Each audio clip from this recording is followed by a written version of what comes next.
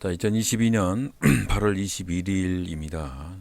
내일부터 또 새로운 한 주가 시작이 되는데 오늘은 우리 개미들의 특성과 세력들의 상관관계 중에서 신용에 대해서 한번 말씀을 드려볼까 합니다. 신용이 우리에게 미치는 영향, 이 부분을 많이들 생각을 하고 계실지는 잘 모르겠습니다. 저는 이 신용이라는 거를 기관이 많이 사용을 할까요? 개인이 많이 사용을 할까요?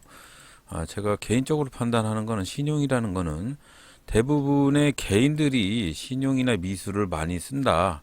개인들은 신용과 미수를 많이 쓴다. 그렇다면 이 신용과 미수가 많은 종목들의 상관관계가 주가하고 과연 어떤 분위기가 이어지는지 한번 여러분들에게 그걸 오늘 전달을 해드리도록 하겠습니다.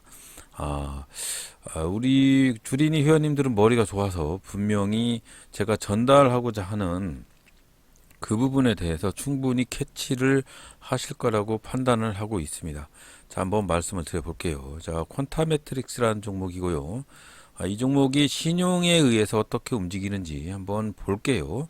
자, 차트에서 일봉 차트에서 마우스 오른쪽 버튼을 눌러서 지표 추가, 지표 겹치기 이 난을 사용을 해서 한번 해보시기 바라고요. 자, 지표 겹치기를 한번 사용을 해보겠습니다. 여기서 신용을 한번 눌러봅니다. 신용. 자, 이렇게 보면 신용이라고 나오는데 신용에서 종목별 신용 정보 요걸 클릭을 합니다. 오른쪽으로 Y축 표시, 왼쪽으로 Y축 표시를 해도 되고요. 이 Y축이라는 거는 신용 잔고에 대한 그 부분의 데이터, 이렇게 주가에 대한 데이터, 가격 데이터가 오른쪽에 있듯이 신용에 대한 잔고를 여기다가 추가를 하게 되면 이 가격하고 짬뽕이 되기 때문에 이번에는 왼쪽에다가 지표를 추가를 해 볼게요. 왼쪽에 Y축을 표시를 하겠다. 자, 이렇게 해서 확인을 치면 말씀드리는 가운데 이렇게 신용에 대한 포지션 물량들 이렇게 포지션이 여기에 나타나게 됩니다. 자, 보기 쉽게 편집을 하기 위해서 20일 이평선들은 다 없앨게요. 자, 그런 다음에 신용에 대한 물량 체크를 위해서 신용을 파란색으로 표시를 해서 한 3포트 정도로 표시를 해 볼게요. 자, 이렇게 봤을 때 이제 이거는 코스피 지수인데요. 코스피 지수 거도 이평선을 지우고 여기다가도 신용이라는 거를 한번 추가를 해 볼게요. 지표 겹치기. 자, 코스피에서도 자, 신용 잔고 코스피를 여기를 체크를 해서 Y축에다가 이번에도 왼쪽에 표시를 하고 확인 눌러 볼게요. 보기 편하게 일단은 이평선은 지울게요. 자, 이평선을 지우고 여기 보면은 코스피 신용 잔고를 파란색으로 표시를 해서 3포트로 표시를 해서 굵게 표시를 해 보겠습니다. 요거를 조금 클릭을 조금 이렇게 좀 크게 해 볼게요. 자, 코스피. 자, 말씀드리고 싶은 거를 전달을 한번 해드려 보도록 하겠습니다. 물론 잘난 놈이 아니고 부족한 놈이 전달하는 그런 방식이기 때문에 안 들으셔도 됩니다. 제가 생각하는 면이기 때문에 여러분들이 꼭 따라 하시고 판단 안 하셔도 상관이 없습니다. 자, 이건 어떨까요? 자, 신용잔고가 증가를 한다는 것은 개인들이 많이 담그고 있는 거죠. 자, 이렇게 봤을 때 신용잔고의 분위기에 따라서 주가가 상승을 하고 하락을 하는지 한번 지켜보겠습니다. 자, 신용잔고가 일정 기간에 신용잔고가 있으면 그 신용잔고가 점점 올라가면 개미들이 지 돈도 안 내고 너의 돈으로 주식을 투자를 한다. 이런 면에서 뜻이 받아들여지게 되는 거죠. 자, 세력의 입장으로 봤을 때는 개미들이 너무 달라붙는다. 그러면 개미들이 달라붙으면 주식을 폭락을 시켜야 되겠다라는 생각을 가지게 되겠죠. 자, 그래서 신용이 증가를 하면 바닥으로 가던 신용이 증가를 하게 되면 그 신용을 신용이 증가를 하게 되면 주가를 이렇게 횡보하다가 하락을 시켜버리는 거죠. 그러면 하락을 시키면 어떻게 되느냐? 주가가 하락을 하면 신용잔고에 의해서 개미들이 손절을 하든지 반대 매매가 되든지 그렇게 되겠죠.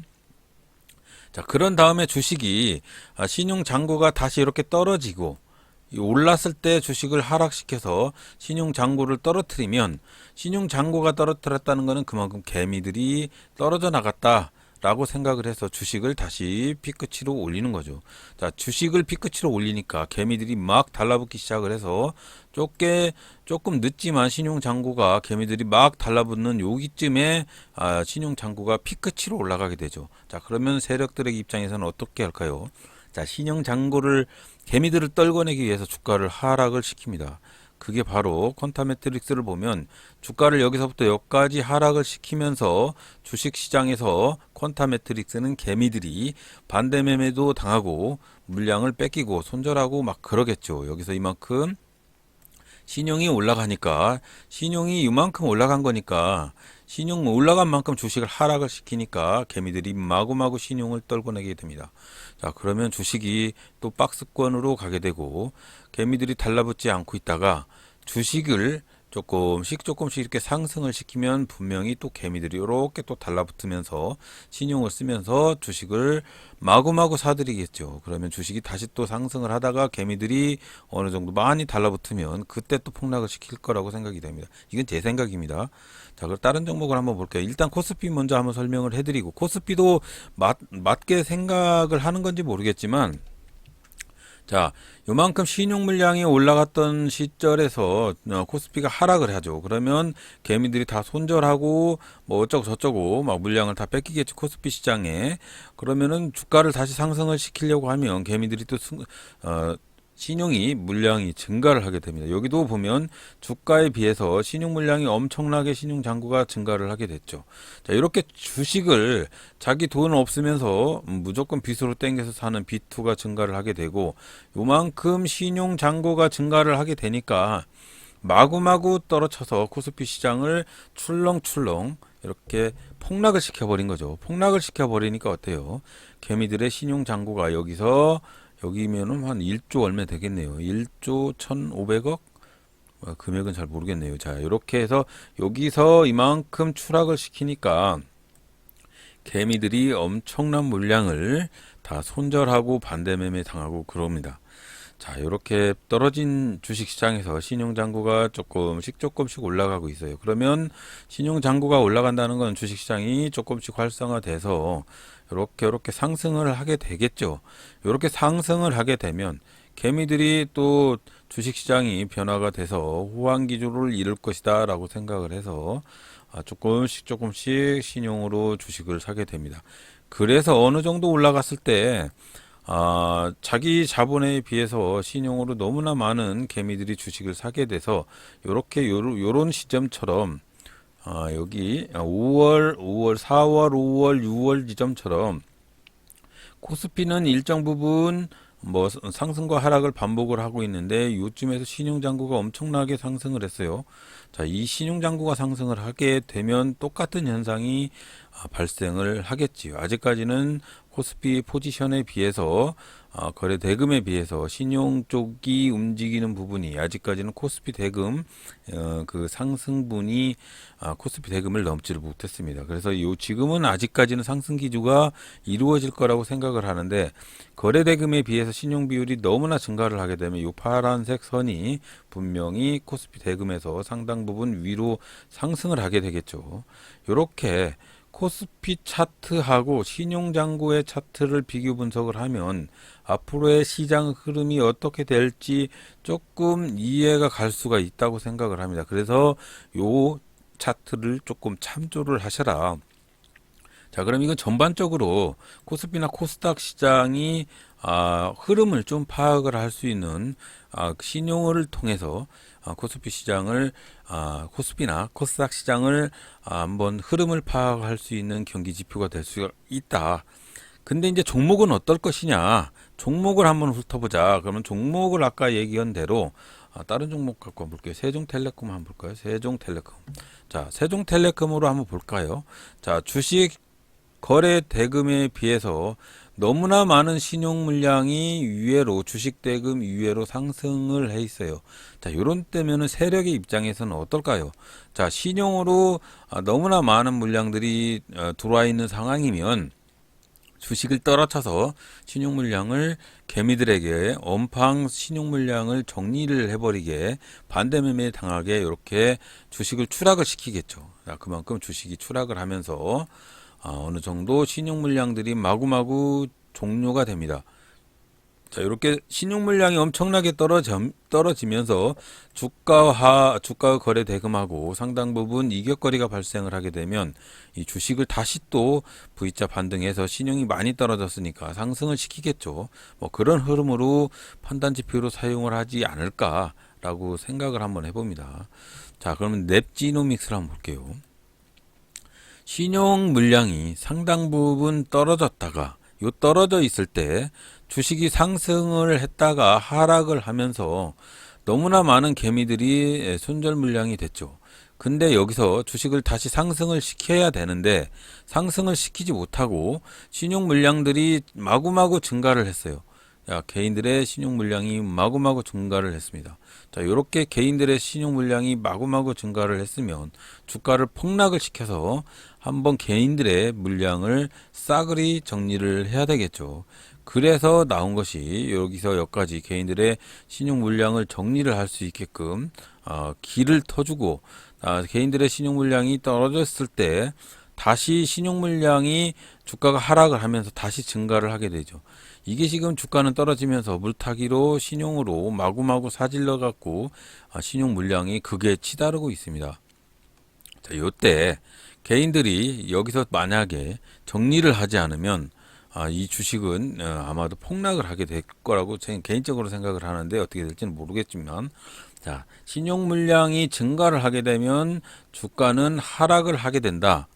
뭐 이런 상관관계가 성립을 하지 않을까라는 생각을 한번 해봅니다. 그래서 어떤 종목을 투자를 하실 때 그 종목이 신용 물량이 없다가 주식 자체가 하락을 하고 있다가 다시 상승 기조로 갈 어느 부분에 신용 물량이 점점 증가하면서 주가도 상승을 하고 있을 때 요때 신용 잔고가 증가를 하는 부분에 대해서 상당히 경계심을 가져야 된다.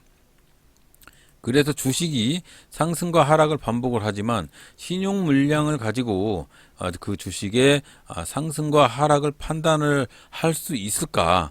뭐 그런 부분을 한번 생각을 잘 해보시기 바라고요. 여러 종목을 비교 분석을 해보시면 그 답이 나올 거라고 생각을 합니다. 신용 물량이 여기서부터 V자 반등을 해서 이만큼 신용 잔고가 상당히 상승을 했을 때 이 신용 잔고를 다 반대 매매시키기 위해서 주가를 여기서부터 여기까지 추락을 시키면서 하락을 시키면서 개인들의 신용 물량을 바닥으로 떨어뜨리고 개인들이 어느 정도 신용에 대해서 정리가 되고 개인들이 관심이 없다라고 판단이 될 때 주가를 충분히 매집을 한 다음에 치고 올리는 거죠. 자, 이렇게 주식이 상승하면서 이렇게 급등을 할 때 또 개인들은 여기서 이 주식은 또 갈름이다. 분명히 전고점을 돌파를 하면서 이렇게 지난지규 시큐리티 6,500원 이상을 돌파를 할 것이다 라고 생각을 해서 개인들이 마구마구 여기서부터 또 신용으로 질러댑니다. 자, 이렇게 신용으로 질러댔을 때 개인들이 많은 신용 물량으로 접근을 했을 때 이 주식을 또 폭락을 시켜야 되기 때문에 아마도 종목 자체가 이렇게 신용이 증가를 하게 되면 또 분명히 이렇게 가다가 폭락을 시킬 수 있는 여지가 생긴다. 그래서 접근 방법을 신용 물량으로 한번 접근을 하는 방법이 어떻게 주식시장에서 먹힐지 그런 부분들 한번 잘 생각을 해보시기 바랍니다. 여러 종목이 있겠지만 주식이 신용 물량이 마구마구 증가를 했을 때 일부 개미들을 떨어내기 위해서 신용 물량을 통해서 정리를 한 다음 개미들이 일부 신용을 정리를 해서 개미들이 어느 정도 나갔다라고 생각을 했을 때 그때 다시 주식을 위로 충분한 매집 후에 위로 정리를 하는 이런 방식의 투자는 세력들이 과연 요 매매 투자를 할까 안 할까, 그건 여러분들이 판단을 한번 해보시기 바랍니다. 제가 봤을 때는 신용 물량, 신용 잔고, 종목별 신용 잔고나 신용 물량들이 상당히 주식 투자를 할 때 큰 지표가 될 수가 있다고 생각을 합니다. 주식이, 개미들이 이제 나는 개미다라고 생각을 했을 때 하고, 나는 세력이다, 세력의 입장을 생각을 했을 때 하고, 둘 중에 하나는 어떤 놈은 지고 어떤 놈은 이겨야 되지 않을까요? 그래서 개미들은 항상 개미들이 많이 붙어 있는 그런 종목들은 상승하기가 상당히 어렵잖아요. 그래서 신용 물량이 증가되어 있는 그런 주식은 상승하기가 어려운 것은 다 그게 개미들이 달라붙어 있기 때문에 주식 자체가 상승하기가 어렵다고 판단이 됩니다.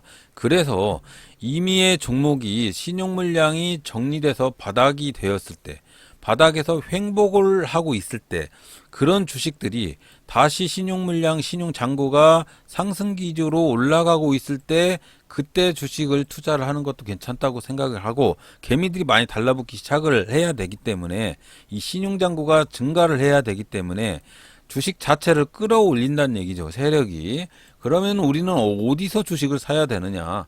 제가 봤을 때는 신용 물량이 눌림목이 발생을 했을 때, 신용 물량의 눌림목이 발생을 했을 때 주식을 투자하는 게 가장 현명하지 않을까 싶어요. 그래서 이미 주식이 신용 물량이 정리가 되고 한 5거래일, 6거래일 동안의 신용 잔고의 변함이 별로 없을 때, 그때 주식을 한번 사는 게 좀 괜찮다라는 생각을 한번 해보고 있습니다. 자, 그래서 여러분들이 한번 신용 잔고에 대해서 한번 투자하는 방식을 취할 때 이런 방식은 좀 어떨까 라는 생각으로 여러분들한테 한번 말씀을 해드려 보는 거고요. 주식을 눌림목에서 주식을 많이들 사시잖아요. 그럴 때 여기처럼 신용 잔고의 눌림목이 발생을 하는 요 시점, 신용 잔고의 눌림목이 발생을 하는 요 시점에서 주식을 사라. 자, 신용 물량이 바닥을 치고 V자 반등을 하는 요 시점, 뭐 요럴 때 주식을 사라. 뭐 그런 거죠. 한마디로 한번 여러분들이 한번 잘 생각을 해보시고요. 어떤 주식을 살 때 그 주식을 살 수 있는 그 매칭 포인트가 어디냐라고 했을 때, 신용 물량이 바닥을 치면서 V자 반등을 모색을 하고 있을 때, 그때가 주식을 살 때라고 생각을 합니다. 자, 여러분들 한번 잘 생각을 해보시고 좋은 투자의 방법이 될 수 있는지 검토를 해보시고 연구를 해보시기 바랍니다. 자, 오늘도 들어주셔서 대단히 감사합니다.